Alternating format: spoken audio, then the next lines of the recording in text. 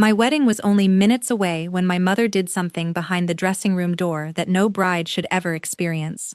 My father stood there without saying a word, while my brother believed one signature would give him everything he wanted. They were certain I had no choice left. 45 minutes later, I walked down the aisle as if nothing had happened, and what I revealed in front of every guest destroyed my family forever. Before I tell you what my own parents did to me just minutes before my wedding, I'd love to know something about you. Where in the world are you watching from, and what time is it there right now? Reading your comments always reminds me that this story is reaching kind people from all over the world, and it truly means more to me than you know. My name is Sienna Mercer, and for 29 years I believed that family was the one thing in this world you never walked away from. I grew up believing that loyalty was meant to be quiet, selfless, and unconditional. If a relative asked for help, you gave it. If they stumbled, you caught them. If they made a mess of their lives, you picked up the broom and cleaned it up, without asking questions or expecting a thank you. That was the unwritten law in the Mercer household, enforced with an iron fist by my mother, Vivian. To understand how I ended up pinned against a drywall partition in my own wedding gown, bleeding from the back of my scalp while my veil dangled from my ear, you have to understand who I am versus who my mother decided I was going to be. I am a senior systems architect. I didn't get there because of family connections, trust funds, or lucky breaks. From the age of 22, I worked 60 to 70 hours a week, burning the candle at both ends in the tech sector, surviving on 4 hours of sleep, instant coffee, and sheer, unrelenting determination. I lived frugally, invested every spare dollar into high-yield stocks, and tracked every expense down to the cent. I was the daughter who always paid her bills on time, who quietly handled the unexpected repair costs, who remembered every birthday, and who never asked for a dime in return. In my mother's eyes, however, my self-sufficiency wasn't something to be proud of. It was an obligation. To Vivian, my financial stability was simply an untapped community fund, waiting to be redirected to where she felt it belonged. And where it belonged, without fail, was my younger brother, Jason. Jason is 26, 2 years younger than me, and has lived his entire adult life without feeling the weight of a single real-world consequence. If Jason dropped out of college, it wasn't because he failed every class while partying. It was because the university's grading system was unfair. If Jason lost a sales job, it wasn't because he stopped showing up on Mondays. It was because his boss was threatened by his potential. Vivian shielded him from every cold wind reality blew his way, co-signing his terrible life decisions and making sure there was always a soft cushion, usually financed by me, for him to land on. And then there was my father, Victor Mercer. Victor was a ghost in his own house, a man who had surrendered his voice to Vivian decades ago just to keep the peace. Victor didn't yell, he didn't argue, and he certainly didn't protect me. His contribution to every family crisis was to stare at his shoes, clear his throat quietly, and tell me, "Just do what your mother says, Sienna. You know how she gets. It's easier for everyone." For years, I accepted that dynamic. I thought that being the dependable one was my role in life. That was until I met David Prescott. David came into my life like a breath of fresh air after years of suffocating under family expectations. He is a software engineer, steady, ridiculously funny, deeply honest, and entirely self-made. For the first time in my life, I experienced a love that wasn't transactional. David didn't ask me what I could do for him. He didn't evaluate my worth based on what I could pay for or fix. He saw the exhaustion I was carrying under my quiet exterior, and he held my hand through every storm. With David by my side, I finally began to see my family for what they truly were. But I still held on to the foolish hope that once I established my own independent life, they would finally respect my boundaries. I was dead wrong. The truth is, my mother's sense of entitlement to my hard work didn't start on my wedding day. It was built over nearly a decade of calculated leeching. Looking back, I can trace every single boundary I let her cross, every financial concession I made just to buy a few weeks of peace from her endless passive-aggressive guilt trips. When I was 23 and fresh out of college, working my first junior developer job, Jason decided he wanted to pursue a degree in commercial aviation. He didn't apply for student loans, nor did he look into grants. Instead, Vivian came to my cramped studio apartment, sat at my kitchen table, and wept. She told me that if I didn't help pay for Jason's flight school deposit, I was actively destroying my brother's dreams. I handed over $14,000, my entire emergency savings account built from working double shifts, because I believed her when she said family comes first. Jason dropped out 6 months later, claiming the instructors were biased against him. The $14,000 was never mentioned again. 2 years after that, when Vivian faced an unexpected $6,200 out-of-pocket medical bill for a knee procedure, who paid it? Not my father, Victor, who shrugged and claimed his pension couldn't stretch that far, and certainly not Jason, who was busy trying to become a day trader from Vivian's couch. I wrote the check directly to the hospital. On top of that, for 3 straight years, I quietly wired $800 every single month directly into my mother's checking account, just to help cover her mortgage and utility costs, treating it as an unwritten daughter tax. I never complained. I convinced myself that this was what good daughters did. But then came the house. At 27, after 5 years of living well below my means, eating meal-prepped lunches, and putting every single bonus and stock vest into high-yield funds, I finally reached a monumental personal milestone. I saved $180,000 for a down payment and purchased a beautiful 4-bedroom historic craftsman home in the classic neighborhoods of Seattle, valued at $800,000. It had a wraparound porch, original hardwood floors, and a private, fully finished daylight basement apartment with its own exterior entry. The day I closed on the house, I held the keys in my hand and cried tears of pure relief. I had done it completely on my own. Every dollar was earned by my own sweat. Every line of code I had written late into the night reflected in those deed papers. The title was held under one single name, Sienna Mercer. The moment Vivian stepped inside for the housewarming dinner, her eyes didn't fill with pride. They filled with calculation. She walked through the rooms as if she were evaluating an investment portfolio. When she saw the daylight basement suite, her immediate response wasn't, "Kinsho, congratulations, Sienna," but rather, "This is perfect for Jason." Before I could even process her words, the pressure campaign began. Vivian insisted that Jason needed a stable place to live while he launched his next big business idea, a drop-shipping company that required zero inventory and zero effort. She swore it would be for 3 months, 6 at the absolute maximum, just until he got on his feet. Against David's quiet warnings, I caved. I let Jason move into the basement suite rent-free. 6 months stretched into 2 agonizing years. During those 2 years, Jason didn't pay a single cent toward rent, electricity, or water. He treated my home like a frat house.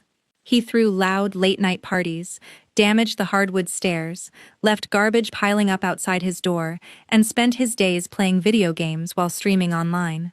Whenever I tried to enforce basic rules or ask him about his job search, he would immediately call Vivian.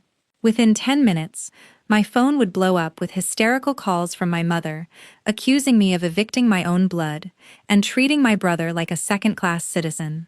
My father, Victor, called me once in secret, not to support me, but to plead. "Sienna, just let him stay.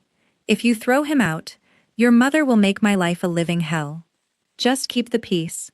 The breaking point arrived the moment David and I got engaged. When David proposed and moved into the main house, we sat down like adults and informed Jason that he had 90 days to find his own apartment, as we needed to renovate the lower level for our future family. Jason didn't argue with me. He simply smiled, grabbed his car keys, and went straight to Vivian. That was the night the real nightmare began. Vivian didn't just demand that Jason be allowed to stay, she demanded that I sign over legal ownership. She insisted that as a woman marrying a successful man like David, I didn't need an $800,000 property in my name alone. She demanded that I execute a quitclaim deed, transferring 50% legal ownership of my home directly to Jason, framing it as my moral duty to secure my brother's future before I started my own. I looked my mother in the eye and gave her the first firm, undeniable answer she had ever heard from me. No. She didn't scream that night. She just gave me a cold, chilling smile and said, "We'll see about that, Sienna." For the 2 weeks leading up to the wedding, my family went completely quiet. No hysterical phone calls from Vivian, no arrogant text messages from Jason, and no heavy-handed guilt trips from Victor. I foolishly let my guard down, convincing myself that they had finally accepted reality. David was more skeptical, keeping a cautious distance, but I desperately wanted to believe that my mother had chosen to put her pride aside, to watch her only daughter walk down the aisle. The wedding took place at an elegant, lakeside estate venue just outside Seattle. The air was crisp, the flowers were flawless, and the venue was filled with 150 guests, including David's entire family, my colleagues, and close friends. I was sitting in the private bridal suite on the second floor, wearing a $4,000 custom lace gown, adjusting my floor-length veil in front of a full-length vanity mirror. At precisely 2:15 p.m., 45 minutes before the ceremony was scheduled to begin, my bridesmaids stepped out to take group photos near the garden arbor. The moment the heavy oak door clicked shut behind them, it clicked open again. My mother walked in, followed closely by Jason and my father, Victor. Vivian was wearing an icy blue mother-of-the-bride dress, her face set in a rigid, emotionless mask. Jason was dressed in a suit he hadn't paid for, carrying a thick manila folder in his hands. Victor lagged behind, closing the door and turning the brass lock with a distinct click. "Mom, what are you guys doing?" I asked, standing up from the vanity stool and smoothing down my dress. "The photographers need us downstairs in 15 minutes. Vivian didn't answer right away. She walked toward me slowly, her heels clicking sharply on the hardwood floor. "We're here to fix your mistake, Sienna," she said, her voice unnaturally flat. "Before you go out there and hand your life over to David Prescott, you're going to do what's right by this family." Jason stepped forward and opened the manila folder, pulling out 3 stapled pages and laying them flat on my vanity desk, right next to a heavy metal Mont Blanc pen. I glanced down at the top page. Printed in bold, black lettering at the top was the heading, "Quitclaim Deed of Real Property." My heart plummeted into my stomach. It was an officially drafted real estate transfer form, listing my $800,000 Craftsman property and designating Jason Mercer as a 50% co-owner with full survivorship rights, along with a clause granting him rent-free lifetime residency. "Are you serious?" I whispered, looking up at them in utter disbelief. "It's my wedding day. You brought real estate papers to my wedding dressing room?" "You sign it now," Jason snapped, his usual lazy demeanor replaced by a sharp, desperate aggression. "You're about to marry a guy who makes 6 figures. You don't need this house. I need equity to get a loan for my business, Sienna. Mom and I had a lawyer draft this up last week. Sign it, or you don't walk down those stairs." I turned to my father, who was standing stiffly against the locked door. "Dad, are you seeing this? Tell them to get out. Tell them to leave me alone." Victor refused to meet my eyes. He stared fixatedly at the carpet pattern, cleared his throat weakly, and mumbled, "Sienna, just sign the papers. Your mother is right. It's better for everyone. Don't make a scene today." A wave of pure disgust washed over me. I turned back to Vivian and Jason, my voice shaking with rage. "I am not signing a single page. I built my life with my own money. Jason hasn't worked a real job in 3 years. Get out of my dressing room before I call venue security." I reached into my satin bridal purse to grab my phone. Before my fingers could even touch the leather case, Vivian snapped, the mask of motherly concern completely dissolved, revealing a venomous, terrifying fury. She lunged forward with a speed that shocked me, reaching out and grabbing my throat with both hands. "You selfish little bitch," Vivian shrieked. Her fingers dug ruthlessly into the soft skin of my neck, cutting off my air supply. I gasped for breath, trying to pry her hands off me, but she leaned her entire weight into me, slamming my body backward into the drywall partition. The impact shattered the quiet of the room. My head rattled violently against the plaster, cracking the drywall behind me. Pain exploded behind my eyes. Vision blurred into spots of white light as my head hit the wall a second time, my veil tearing away from my hair clip and dangling uselessly over my ear. "Sign the damn paper." Vivian screamed into my face, her eyes wild, her hands choking me harder. I raised you. You owe me everything, sign it. My brother didn't move to stop her. He stepped closer, holding out the pen, his voice cold and menacing. Just sign it, Chloe. Sienna, stop being so selfish. Just sign it, and this all ends. I couldn't speak. I couldn't breathe. My knees buckled as the back of my head throbbed with a terrifying white-hot heat. I looked at my father in absolute horror through my fading vision, but Victor simply turned his back to the room, staring out the window as if nothing were happening at all. In that horrifying moment, as my own mother choked me in my wedding dress while my brother demanded my life's savings, something fundamental inside me died, and something far more dangerous took its place. As the air burned in my lungs and the throbbing behind my skull reached a fever pitch, a strange, absolute clarity washed over me. The terror vanished. The desperate, lifelong craving for my mother's approval simply withered away. I stopped clawing at her wrists. Instead, I let my knees give out completely, dropping my weight to the floor like a rag doll. Vivian's hands slipped off my neck as I collapsed onto the rug. I feigned a deep, wheezing gasp, clutching my chest and rolling onto my side. "Mom, stop! You're going to kill her!"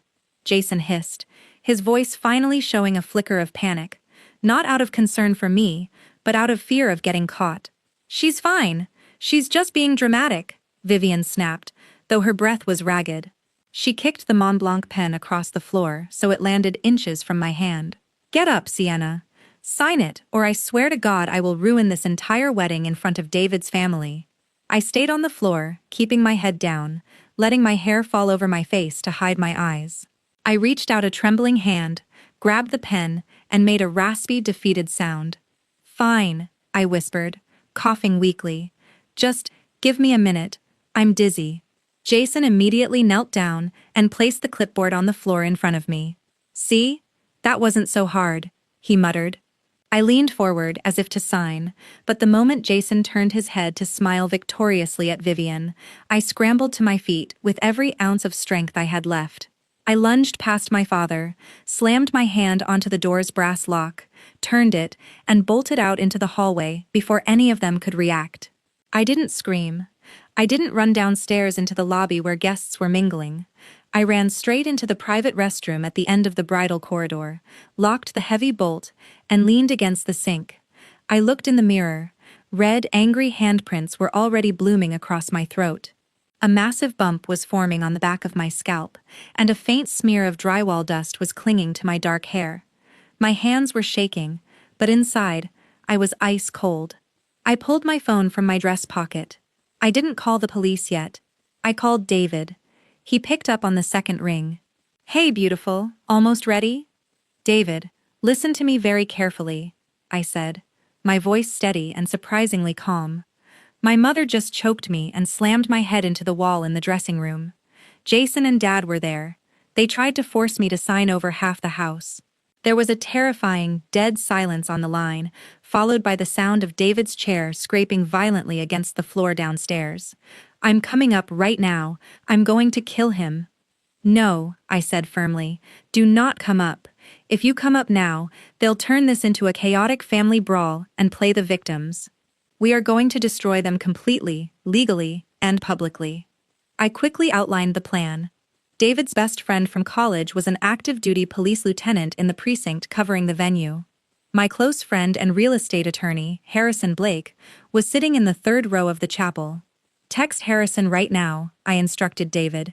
"Tell him to meet me at the side entrance of the bridal suite in 2 minutes, and tell your lieutenant friend to have 2 uniformed officers standing quietly in the back foyer of the chapel before I walk down the aisle."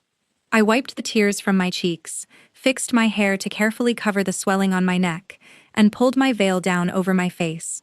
The heartbroken daughter was dead. The strategist had taken over.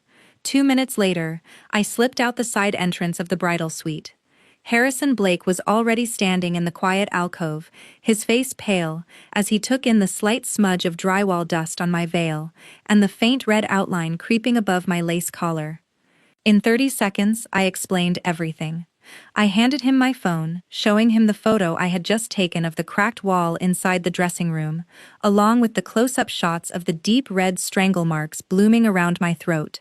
Harrison's expression hardened from concerned wedding guest to ruthless lead attorney. Sienna, this is felony assault and attempted extortion under duress, he said, his voice dropping to a low, lethal register. If you want to stop this right now, I can have them escorted out before anyone takes their seats. No, I said, looking him dead in the eye. If we do this quietly, Vivian will spend the rest of her life lying to the extended family, telling everyone I went crazy on my wedding day and threw my own mother out over a misunderstanding. I want every single person in that room to see who they really are. Harrison nodded once, pulling out his own phone.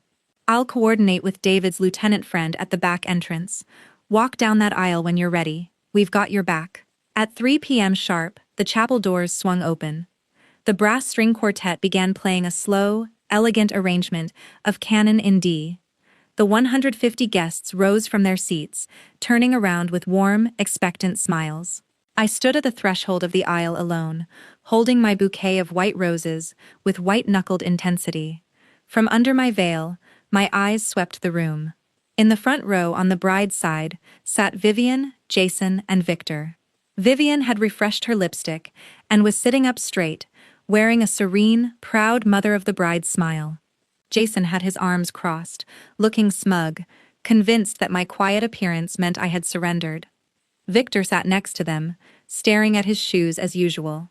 At the far end of the chapel, near the floral arch, David stood waiting for me, his shoulders square and his face set like stone.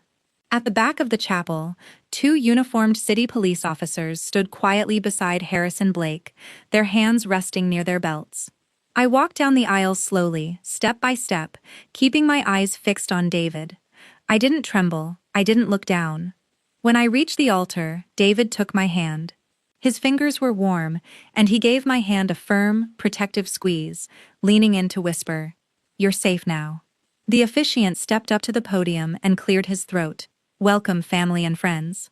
"Before we begin," I interrupted, my voice ringing out clear, steady, and loud through the silent chapel, "I need to address everyone in this room." A soft ripple of confusion rustled through the pews. The officiant blinked, stepping back in surprise. I turned around to face the congregation. With a calm, deliberate motion, I reached up and lifted my floor-length veil, pinning it back over my shoulders.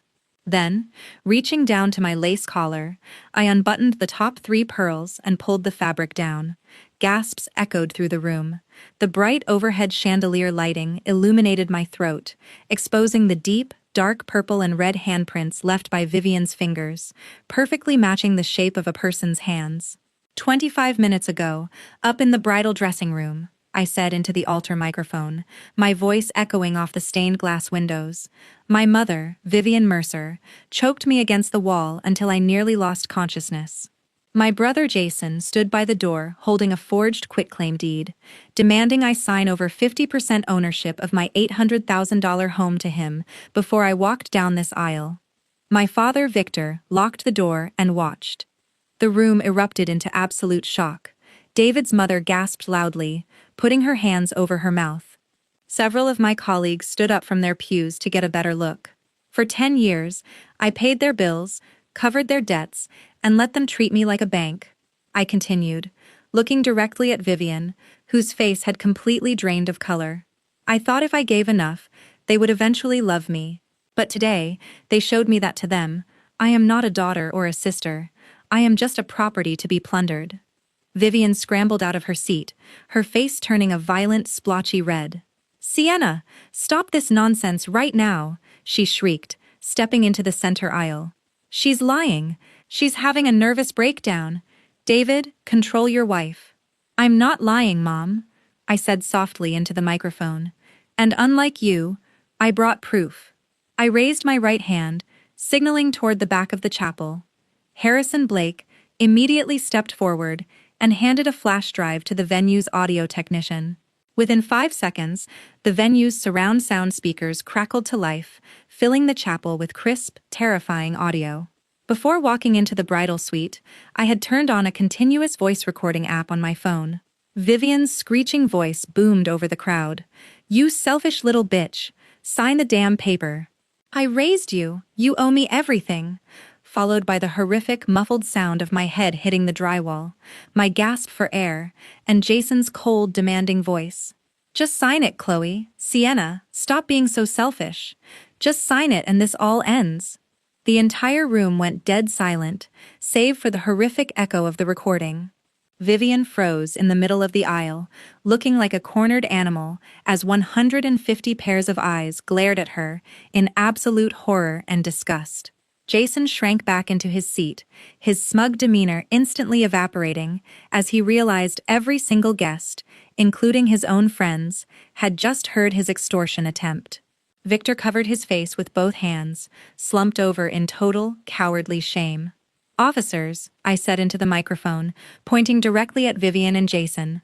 "Those are the two individuals who physically assaulted and attempted to extort me." The two uniformed officers marched down the center aisle. The chapel erupted into chaotic whispers and phone cameras flashing as officers grabbed Vivian's arms. She began screaming hysterically, thrashing against the restraint as steel handcuffs clicked tightly around her wrists. "You ungrateful brat! I'm your mother! You can't do this to me!" she shrieked as she was dragged out the double doors in full view of everyone we knew. Jason was cuffed seconds later as an accomplice to extortion, hanging his head as he was marched out right behind her. They thought they could use my wedding day to corner me into giving up everything I built. Instead, they walked out of my venue in police cruisers. The legal and financial hammer fell on them over the next 6 months with absolute precision. With Harrison representing me, Vivian was formally charged with felony assault and attempted extortion under duress. To avoid a lengthy prison sentence, she accepted a plea deal that resulted in 2 years of strict criminal probation, 300 hours of court-ordered community service, mandatory anger management therapy, and a permanent 3-year criminal record. The public embarrassment shattered her social standing entirely, forcing her to sell her suburban home at a massive loss to cover her mounting legal fees and court fines. Jason didn't escape either. Within 48 hours of the wedding, I served him with a formal emergency eviction notice, backed by a civil protection order. When he refused to leave my daylight basement unit, sheriff deputies physically removed his possessions onto the sidewalk. Unable to pay for his own housing or defend against my civil lawsuit for unpaid utility fraud and property damage, Jason was forced to declare personal bankruptcy. He ended up living in a tiny rented room across town, working 2 entry-level night shifts just to pay for his basic living expenses. My father, Victor, left cut off from my life forever. I severed all ties with every extended family member who called to ask for leniency or urged me to drop the charges for the sake of family peace. I changed every lock on my $800,000 Craftsman home, upgraded my security system with high-definition cameras, and blocked their numbers permanently. 2 months after the incident, David and I had a private, breathtaking ceremony on a quiet beach in Maui, surrounded only by the people who truly loved us. Now, as I sit on the wraparound porch of my beautiful home with David, watching the sunset over Seattle with a hot cup of tea in my hands, I don't feel anger anymore. I feel an overwhelming, profound sense of peace. I finally realize that blood doesn't make a family. Respect, love, and integrity do. I lost a toxic mother and a parasitic brother that day, but I gained my freedom, my self-respect, and a future that belongs entirely to me.